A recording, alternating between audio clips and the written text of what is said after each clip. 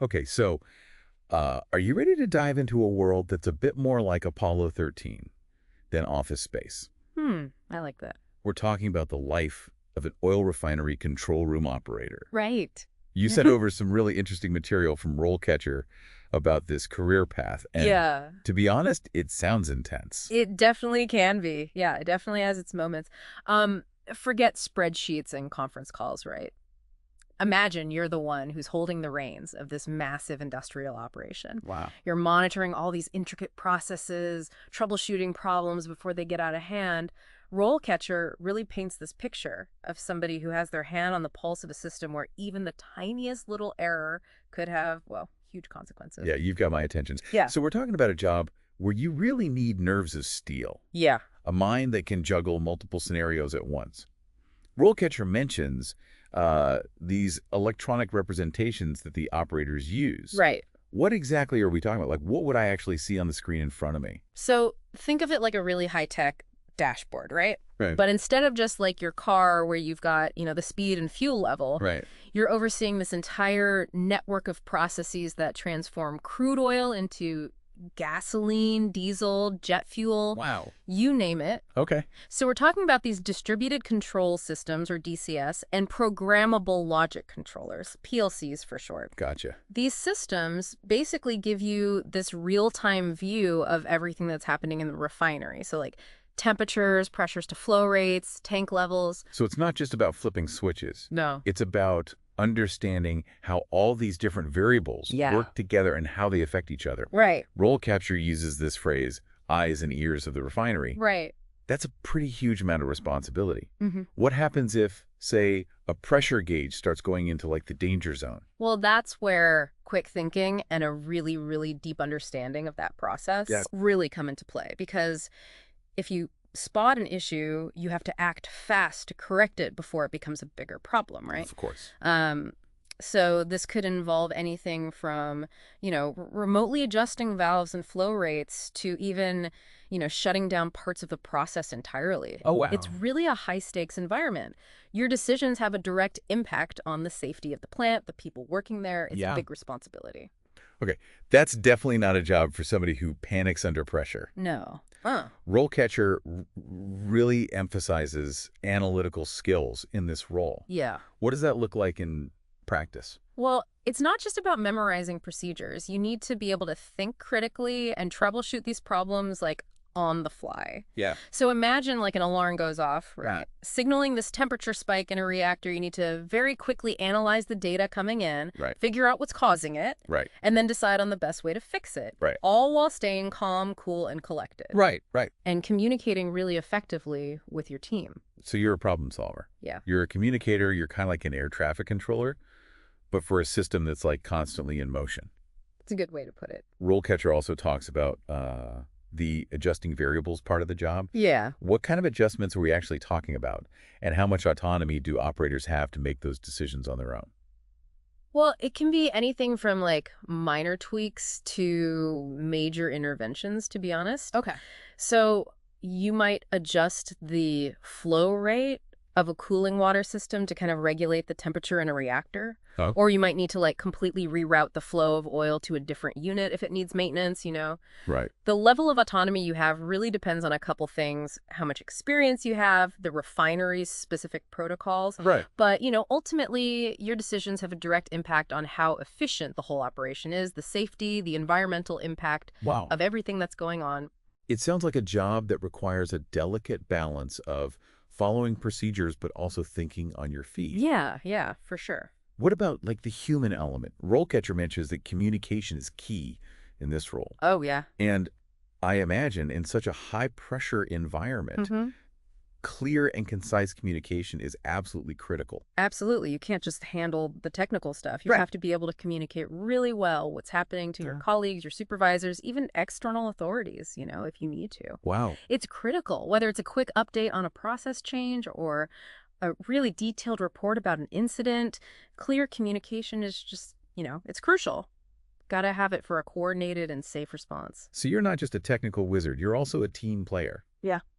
Communicator. RoleCatcher even lists working well under pressure as a key skill. Right.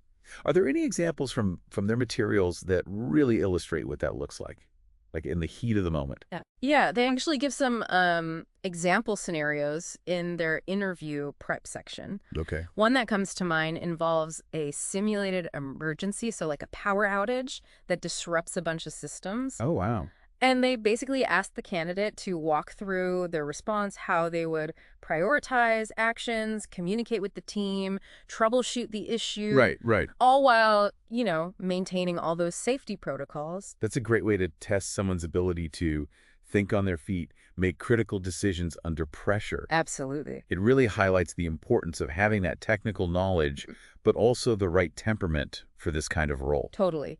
Because it's not just about what you know, it's about how you apply that knowledge Right. in those high-stress situations. Exactly. And that's something that RoleCatcher really emphasizes throughout all their material. Yeah. That it's not just about the right skills, it's about having the right mindset for this kind of career. Speaking of demanding, RoleCatcher's work environment section. Yeah. They don't sugarcoat things. No, they don't. Long shifts, Yeah. potential exposure to hazardous materials, working weekends, holidays. It's true. It's definitely not your typical 9 to 5. It's not. It's not.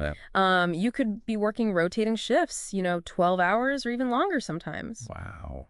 And the environment itself can be really physically demanding. You might have to wear all that safety gear, Right. and it could be loud and hot. Wow. But there is a big but. It also comes with a really strong sense of purpose, right? Because you're playing this vital role in a critical industry. Yeah, it's a job where you really see that tangible impact of your work every day. Every single day. Now, RoleCatcher doesn't just leave you hanging with a job description. Right. They actually map out potential career stages, Yeah. paths for advancement, which is really helpful. It is. For anyone considering this as a long-term career. Absolutely. And I think it's really smart for anyone who's interested in this to think about those long-term possibilities, right? Like from the beginning. Yeah, yeah. So let's say you're just starting out as like an entry-level operator. Fresh out of training, you're eager to prove yourself. Yeah. What does that initial stage actually look like, according to RoleCatcher? Yeah, like what does a typical day look like when you're just starting out in the control room? So at the entry level, it's a lot of learning the ropes. You'd probably be paired up with more experienced operators, kind of watching them.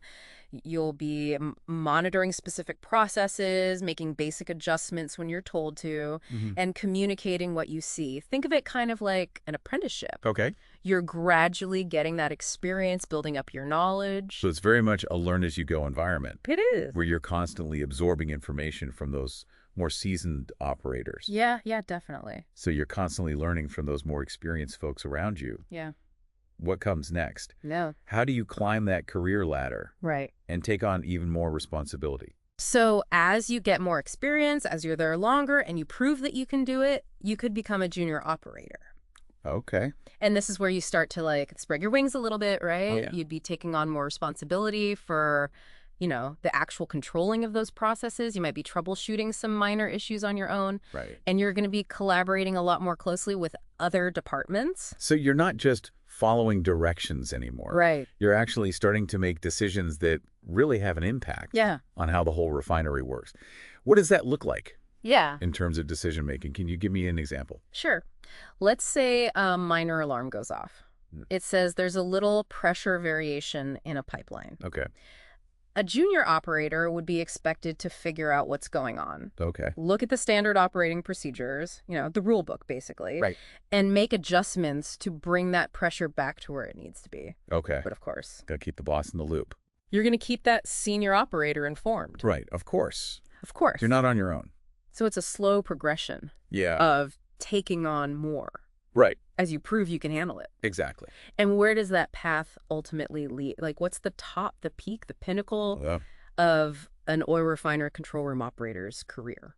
If you have the right experience, the right expertise, those leadership skills, Yeah. you could become a senior operator. Okay. And now you're not just managing those processes, you're Right. managing people. Oh, wow. So you're overseeing, So it's a management position. supervising everything that goes on in the control room. Yeah. You're analyzing data to make things more efficient. Wow. And you're even mentoring those junior operators who are just starting out, like you were. That's quite a journey. So you go from following the procedures to calling the shots, It is. shaping the next generation. That's amazing. That's rewarding. What kind of qualifications and skills Yeah. would you need to actually reach that senior operator level?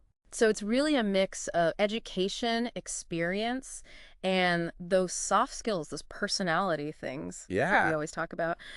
You'd probably need at least a bachelor's degree in chemical engineering or Oh, something related. right. And then also maybe some industry certifications. Like what? Things like Certified Control Room Operator, CCRO, or Certified Process Technician, CPT. So it's like you have that academic foundation, Right. but then you combine that with like practical, Yeah. on-the-job Absolutely. experience. Gotcha. But you mentioned soft skills earlier. I did. What are some of the key personality traits Well, that are essential for success in this role, Yeah. especially at that senior level? leadership is a Yeah. big one. Of course. You got to have leadership skills. Yeah. You got to be able to, make your team confident in you, make those good decisions when things are stressful, Yeah. and create a culture of safety and collaboration. Right. You want everyone working together. Teamwork makes the dream work. And of course, being a good communicator Of course. is really important because you'll be interacting with all sorts of people, Right. from the technicians on the plant floor Yeah. all the way up to the executives in the fancy offices. So you're not just like a technical expert. You No. also have to be You're like a a people person. people person. Yeah. RoleCatcher mentions potential hazards Yeah. and safety being Huge. a big concern. Of course. How does that factor into the daily life of an oil refinery control room operator?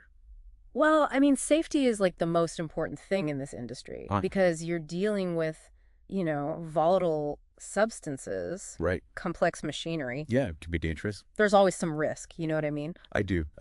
So a good operator, they're always on their toes, they're following all those safety rules, and they're ready to go Right. if there's an emergency. So you're not just managing the processes, you're managing risk. That's a great point. RoleCatcher also provides links to external resources Yeah, they do. for people interested in this career path. Mhm. Can you tell me a little bit more about that? Like, why would I want to look at those? It's all about getting the full picture, right? Right. They link to groups like the International Association of Oil and Gas Producers Okay. and even the United Steelworkers Union. So you're getting both sides. You're getting both sides of it. The labor and The industry. industry, yeah. Which is really, really valuable, that different perspective. I agree. It's one thing to understand the technical parts of the job, Right. but it's also important to understand The bigger picture. the bigger picture, the whole context, the industry, the labor market, all of it. It all matters. It all matters. And it sounds like RoleCatcher really wants people to think about all of that Yeah. when they're figuring out their careers. Absolutely, that holistic view. Exactly. Speaking of which, Yeah. RoleCatcher goes beyond just describing the job. They do. They actually outline potential stages of advancement Yeah, beyond senior operator. that's right. So even after senior operator, you can still climb higher. The ladder never ends. Wow. Okay. Well, sometimes it ends. What other opportunities are there for somebody with their sights set even higher than senior operator? So for those folks who are really ambitious, they're driven. Yeah. There are roles like shift supervisor, operations manager, and even, Plant manager. plant manager. Okay. Each one has its own, responsibilities and rewards. More responsibility, more rewards. It makes sense. Yeah. Let's break those down a little bit. Sure. What does a shift supervisor actually do? A shift supervisor, it's kind of like it sounds. Yeah. They oversee everything during their shift. Okay. So they're in charge of a whole team of control room operators, Gotcha. making sure everyone is doing what they're supposed to, responding to any problems, and just keeping things running smoothly. Right. So you're not just responsible for your own work anymore. No. You're responsible for the entire team. Exactly. Okay, what about the operations manager? How's that different from the shift supervisor? So the operations manager, they're looking at the bigger picture. Okay. They're not just focused on one shift or one part of the refinery. Right. They're looking at every single part of the operation. Wow. Production, maintenance, safety, environmental stuff, the whole thing. That's a big job. It is. It's a big job. What kind of skills and qualifications do you need for that? Well, you need a really strong background in chemical engineering, Okay. maybe at least a bachelor's degree, maybe even a master's degree for some of the roles. Right. But it's not all about the technical stuff. Right. You need to be a good communicator. You need to get along with people Yeah. because you're leading a team of professionals. Sounds like you have to be a technical expert, but also like a leader. And have a good business sense, too. You got to have it all. And then, of course, there's the top of the food chain, the plant manager. That's right, the big boss. The big chief. The ultimate decision maker. What do? They set the direction for the entire refinery. Wow. They're in charge of all the operations. They manage the money, the resources. That's a lot. They make sure that everyone's following all the rules and regulations. So they have to know a lot about a lot of different things. They do. It takes years of experience. You have to really know your stuff about the industry. Wow. And you have to be an exceptional leader. So to climb to those really high-level positions, Yeah. education is really key. It definitely helps, especially if you want to be a manager or an executive. While it's true, you could start with just a high school diploma Okay. and work your way up, get that experience, get those certifications. A bachelor's or a master's degree in chemical engineering or something close to it is going to help you get those higher paying jobs, those bigger roles. So you got to invest in your education. You do. You got to always be learning, growing your skill set. It's a lifelong journey. Okay, let's say you've got the education. You're getting the experience. Right. How do you actually land a job in this field? That's the question, isn't it? It is the question. That's why we're here. RoleCatcher has a whole section on interview tips, They do. which seems really valuable in today's job market. It is. It's super competitive out there. It is. And they have some really good advice on how to get ready for an interview for this job. Okay. One thing they talk about is being able to really show the interviewers that you understand Right. how refineries work, like the Okay. processes and the equipment. You can't just walk in and be like, Yeah, you can't just wing it. I can turn that dial. They're going to want you to know, like distillation, cracking, treatment, blending. Yeah, those are some big words. All those steps that turn that crude oil into something we can actually use. It's a process. It's a whole process. And they want to know you understand it. So they want to know that you're not just a button pusher. Right. You actually get how the whole thing works. You're a thinker. You're a thinker. That's a great way to put it. That's what they're looking for. What other tips do they have for really acing that interview? Another thing is being able to talk about how you solve problems.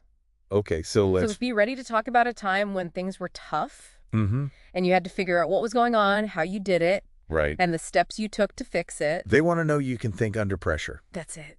especially in an oil refinery Big time. where things can get a little hairy. Exactly. And don't forget about safety. Oh, yeah. Be prepared to talk about Because it. they're going to ask you about it. Yeah, they're going to want to know. Safety procedures, what you do when there's a hazard, Your commitment to making sure everybody's safe. that's huge for them. Makes sense? Safety is a big deal. Huge deal. We talked about a lot of this, technical stuff. We have. But what about those soft skills? Right.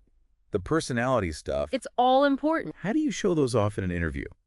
So we talked about those hard skills. Yeah. But how do you show off those soft skills, the personality stuff, in an interview?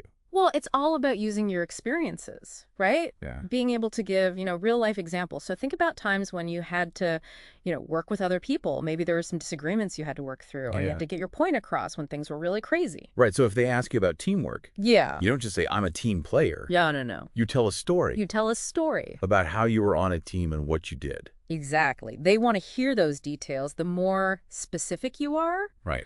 the more they're going to remember you. And don't forget, they're not just looking for someone who's good at the technical stuff. Right. They want someone who's going to fit in, someone who they can rely on, who can handle change, who's all about safety. It's about being well-rounded, bringing more to the table than just knowing how to do the job. Absolutely. Okay, let's talk about rewards. Oh. We've covered the challenges, but what about the flip side? What makes this career worth it? Well, for a lot of people, it's knowing that they're doing something important, something that really matters, Right. Oil and gas, yeah, everyone's talking about renewables, but oil and gas, they're still what makes the world go around. That's true. It powers our homes, our cars. It's the foundation of everything. Yeah. And knowing you're a part of that you're helping to keep things moving. A big responsibility. It can be really rewarding, to know that you're making a difference. And it's not just a job. It's like you're contributing to society. It's bigger than you, And it's not just about that big picture either.